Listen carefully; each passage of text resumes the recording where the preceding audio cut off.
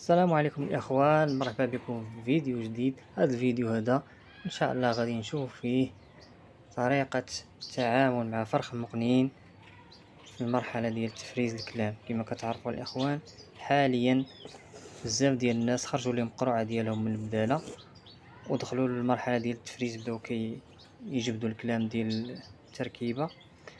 إذا في هذا الفيديو غادي نشوفوا كيفاش غتتعامل مع الطير ديالك باش يجيب لك التركيبة كما هي ويبعد لك على الكلام ديال والديه او القجان والزفير الى اخره.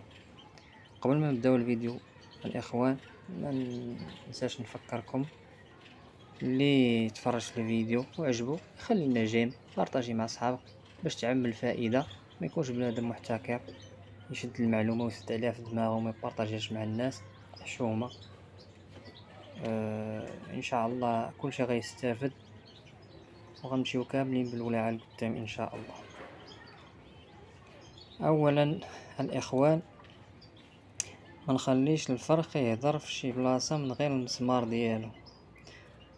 مثلا ما خصكش تخرجوا للطبيعه، القهوه سميتو، غادي يبدا يزرب وما يكملش لك الخروج، حيت الطير ملي كتبدلو من بلاصتو بحال كيتحمس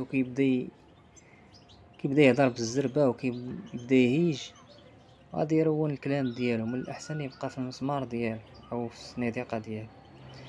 ثاني حاجه بالنسبه للشريط، الا كنتي في مرحلة البدالة هاز الصوت ديال الشريط، مثلا نقولو دير ليه واحد 6/10 ولا 7/10، في هاد المرحلة خصك تنقص ليه واحد 3 درجات ولا 4 باش ديما هو يغلب على الشريط، ماشي الشريط يغلب عليه. كما كنعرفو بأن الشريط بالنسبة للطائر اللي كيحفظ راه كيعتبرو طير، كيعتبرو بحال بوات يحفظ منه. لذلك خصو يكون ديما يحس براسو هو فور على هذاك الطير اللي تيحفظ منه.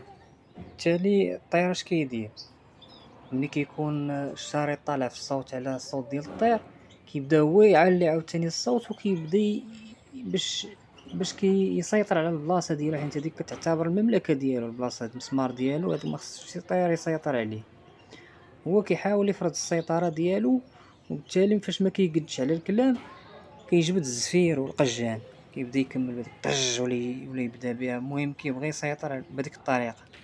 ولا ما جبدش القجان كيبدا يدور راسو، كيبدا يتفكر الكلام ديال والديه. واخا تجيبوه الاخوان صغير ستيبا، راه ممكن انه يجر الكلام ديال والديه. هذه مرة الطبيعه كتجر، قلت لكم شحال من فيديو.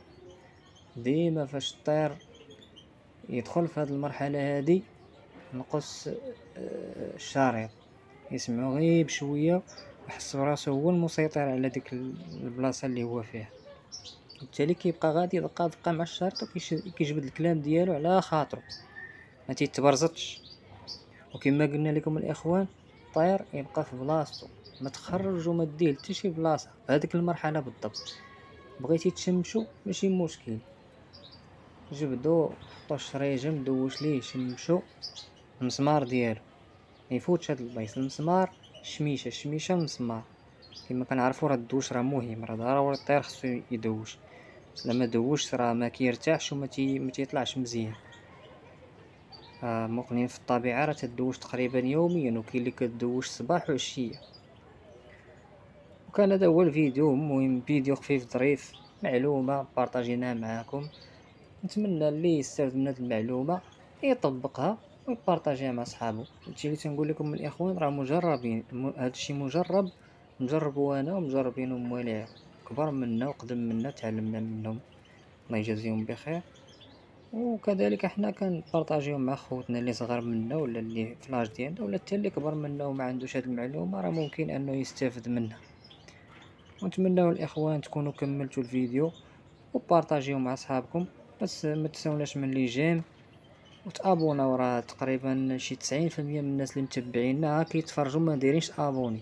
نتمنى الاخوان يديروا ابوني باش يدعمونا نزيدوا لقدام ان شاء الله، ونزيدوا نعطيكم معلومات. راه كاين ما يدار، تبارك الله، راه تبارك الله عندنا واحد 25 عام تقريبا ديال الولاعة، استفدنا فيها بزاف ديال المعلومات، غنحاولوا نبارطاجيوها معكم ان شاء الله، والله يسخر الامور الجميع.